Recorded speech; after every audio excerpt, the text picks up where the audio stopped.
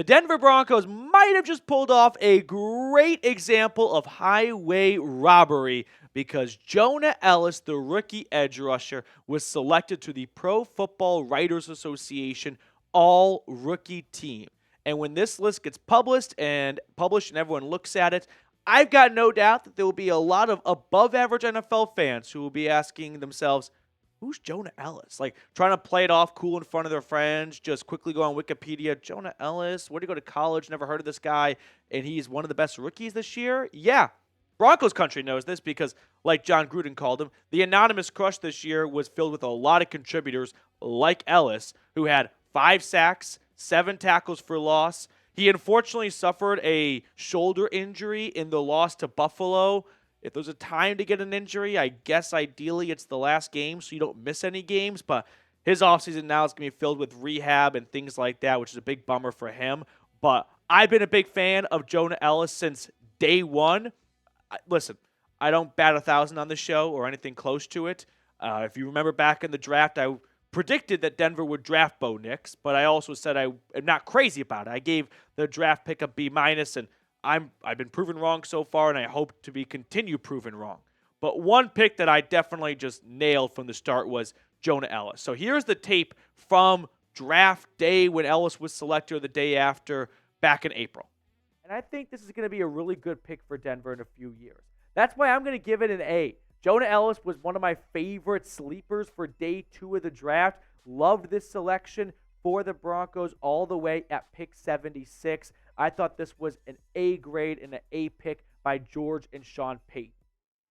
And since the Broncos have picked Jonah Elliss, he has gone out and proven me and anyone else who's a big believer in him correct, because he didn't have the extreme physical makeup of a true edge rusher, a little undersized, 6'2", sub 250. But I saw someone who was feasting in the Pac-12, was getting incredible production, and a part of an awesome NFL family lineage of players with Caden Elliss in the Atlanta Falcons. I think it's Christian Elliss over at the New England Patriots. Their dad, of course, played for the Broncos. And so Jonah Elliss, I always thought from day one, would be an excellent pick. And in round 3, they found a future all-rookie Pro Football Writers Association player. So I've got more to add on to this subject and some really cool stats that are going to back up what I'm talking about here. So make sure you stick around for that. But the NFL draft is a few short months away. So if you want someone who can identify good picks in round 3, because you should hopefully nail your round 1 pick. But round 3, round 4, round 5, that's where good drafts are created, but excellent drafts are conceived. So make sure to subscribe. We want to get to 35,000 subscribers by the time round 1 rolls here. So going back to Elliss, he was selected in round 3 out of Utah, appeared in all 17 games for the Broncos, did not make any starts, but had a pretty good-sized role, played 38% of snaps from week 1 to week 18. He was the 8th edge rusher selected in last year's draft. So let's see how he fared compared to the 17 players at his position that were taken before him. Well, he finished 3rd in sacks amongst all rookies, trailing Braden Fisk out of Florida State, who went round 2 to the Rams, Chop Robinson out of Penn State, who went round 1 to the Dolphins, ahead of Jared Verse, Leatu Latu, Dallas Turner, 3 edge rushers at nearly identical positions who all went in round 1. And Jared Verse had a phenomenal rookie season, but don't sleep on Jonah Elliss. And now I look to this Broncos front 5 for 2025 and beyond, and it's hard not to be excited about this. You are bringing back 4 out of your 5 starters guaranteed from the number 1 pass rush in football: Cooper, Allen, John Franklin Myers, Nick Bonito, and then really important, not just role players, but key contributors off the bench in Tillman and Elliss, and hopefully Sanders, a year plus removed from the Achilles injury, is healthy and ready to roll. And so when you look at the core, I'll say, of this Broncos outside linebacker room, Bonito, Cooper, and Elliss, all of them come off extremely strong seasons. Bonito and Elliss still on their rookie contracts, and Cooper got up to what I think, looking back, will be a very team-friendly deal.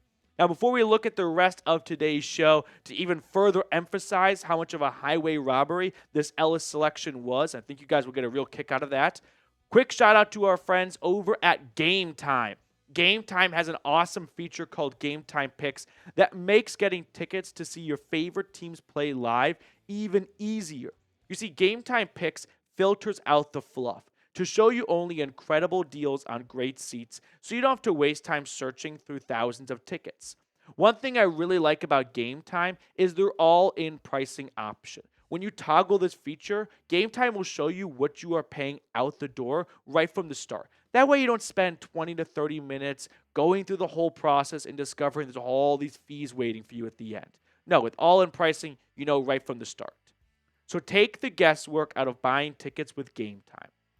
Download the Game Time app, create an account, and use code CHATSPORTS for $20 off your first purchase.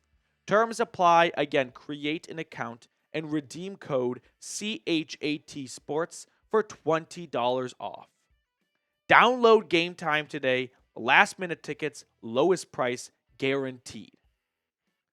So to go back to the front five for the Broncos, I think it's not being appreciated enough how important this Jonah Elliss selection might be long-term for Denver. Because the Broncos pass rush was number one in football in terms of sacks. And it was number one in football from a bunch of players that most fans and most people in the league really had not heard of. I mean, Denver is getting elite pass rush production, one of the most, if not the most important stat in football this day and age, outside of anything related to the quarterback, from a second-round pick, the last pick in round 2, Nick Bonito, a third-round pick in Jonah Elliss, and a seventh-round pick in Jonathan Cooper, allowing them to maximize their efforts in rounds 1, in round 2, and in free agency at other positions. Let me show you what I mean by this. So the last 5 years, here are the team sack leaders and their sacks. Denver, this past season, paving the way with 63 sacks to lead the NFL. You can see how that's fared against the last couple of sack leaders. Pretty down year in 2021. But what I really want to show you guys is, okay, so you're number one in sacks. Let's say you're number one in home runs. Are you spending like you should be number one in sacks or number one in home runs? Not really. I mean, here is the spending at defensive line plus linebacker, so really just encapsulating the front seven for any team, and the average annual average contract. So if you added up all the average salaries in 2024 for the Broncos, $64 million. They got 63 sacks, and they're paying a little under $1 million per sack. The Philadelphia Eagles, they paid over $100 million for their 70 sacks. It's a great value. And keep in mind, the NFL salary cap goes up and up and up and up and every single year. So these numbers should go up every single year. And Denver, with $64 million, outperformed just by sack to dollar ratio the Eagles and the Steelers by a mile, along with the 2020 Steelers as well. So from a financial standpoint, this is incredible right here for what you're spending and what you're getting in return. But ignore free agency and second contracts. How about in the draft? Denver has not committed much draft capital to this position group, and look at the results they have yielded. First and second round picks at those two spots, defensive line and linebacker. Just one for the Broncos. Nick Bonito, right? Am I forgetting anyone else? I don't think so. Baltimore Ravens in 2023 had 3 guys, either a first or second round pick. The Eagles had 3 guys. The Steelers had 3 guys. Steelers in 2020 had 4 guys. I mean, 3 times the draft capital that Denver is spending on premium assets at cornerstone edge rusher position, and they had 63 sacks. Just imagine what's going to happen in the next 2 to 3 years with the ability to then focus their draft capital and their free agency budget on other positions because of what they are getting from their round 2, round 3, and their round 7 pick at the second most important position in sports, in football. It's truly fascinating to see how well this Broncos pass rush performed for, I wouldn't say how little of an investment was made into it, but kind of how little of an investment was made into it. Not a ton of money. They didn't go out in free agency and sign the top number 1 pass rusher. They didn't go to the draft and use a top 10 draft pick on an edge rusher. And now they've got flexibility to go out and use good draft picks and free agency balance on other spots to fill those needs because they hit the lottery by getting the number one pass rush out of a second, third, and seventh round pick. So let me ask you this question. Do the Broncos have a top 5 defense going into 2025? Give me a yes or give me a no. I think they do. If we go from front to back, this pass rush is spoken for. The run defense wildly exceeded my expectations. That was one of my biggest concerns for this team. And then Malcolm Roach told me to shut the F up and played amazing this year. Pat Surtain, we can just check off the cornerback room. Probably need a little bit of help at safety because P.J. Locke did not play as well as I would have hoped. But linebacker, you'll be getting Alex Singleton back. Cody Barton played his tail off. This is a very good up-and-coming young defense. So to kind of wrap up the video here, if we peek at Denver's 2025 draft picks, I don't think they've got to go edge rusher very early. So now imagine what you can do in rounds 1, 2, and maybe even round 3, addressing other needs for this team. Running back, tight end. Those are kind of what I call dessert positions. When you go to a buffet, you don't go to the dessert bar first, right? You go get your meat, you go get your potatoes. And that is usually your cornerstone positions.